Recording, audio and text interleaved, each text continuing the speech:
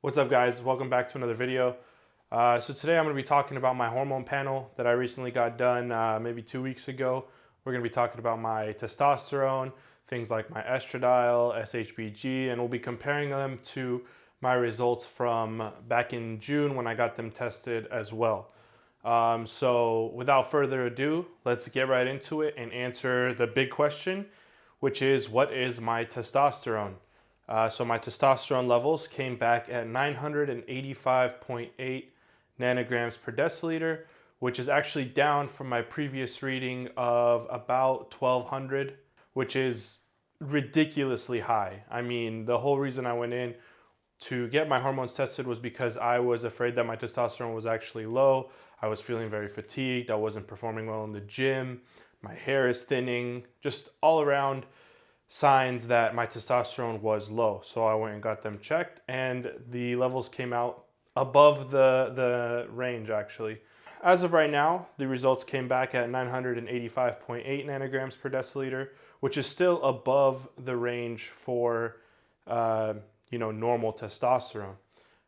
Something else that we looked at was my free testosterone, which I learned plays the role in how you feel. That's the testosterone that's unbound and free for your body to use. That's what gives you that macho man feeling, that feeling like you can conquer the world. And so my previous reading back in June was actually 9.3, which is below the normal range for free testosterone, or it's right at the lower end of that spectrum. As well as my percentage of free testosterone to total testosterone was very, very low, less than 1%. And I think the healthy range is between 1.5 to 2%. So that was a red flag for me. I saw that and instantly thought, okay, something's definitely not right. But when I went and got my hormones checked last week, my free testosterone came in at 22.97. I have never seen my free testosterone that high, and it was kind of shocking to me because that's the result that I was expecting to be low. And it's not only high, but it's higher than the range. So I went from being on the lowest end of the spectrum to above the highest end of the spectrum, which doesn't make any sense to me. Something else to look at in terms of free testosterone is your SHPG.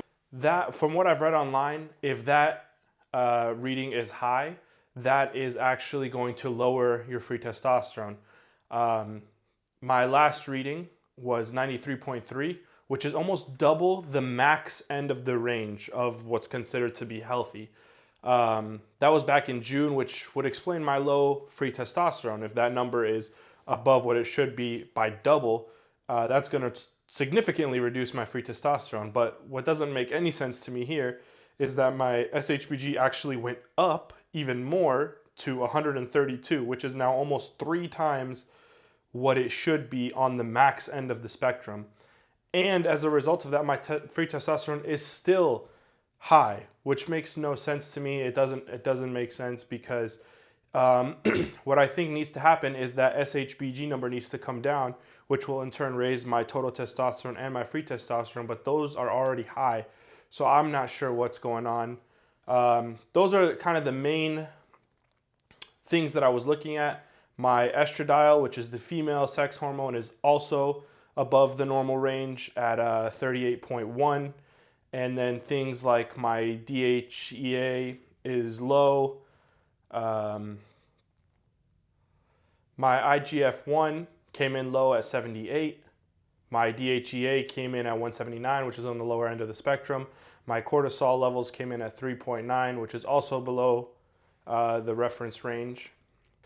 So yeah, I don't really know what to make of all these numbers. I do know that there are some readings that are off and some that are very significantly off, like the SHPG. So I'm working with a clinic called Merrick Health. They're going to be evaluating my results and then giving me lifestyle suggestions and some other things that they think could put me back in the normal ranges, start making me feel less fatigued, kind of combat some of these issues that I've been seeing. And hopefully, as a result, I'll feel like a new man, and I'll be able to feel like a normal 27-year-old should. my primary care was very hesitant to get my hormones tested. They wanted to go blame a bunch of other factors like my sleep and some other things, which I'm not saying are not important. I just think that with numbers as off as the ones that I'm reading from my results, I think that there's something deeper that needs to be looked at, especially considering all my health conditions.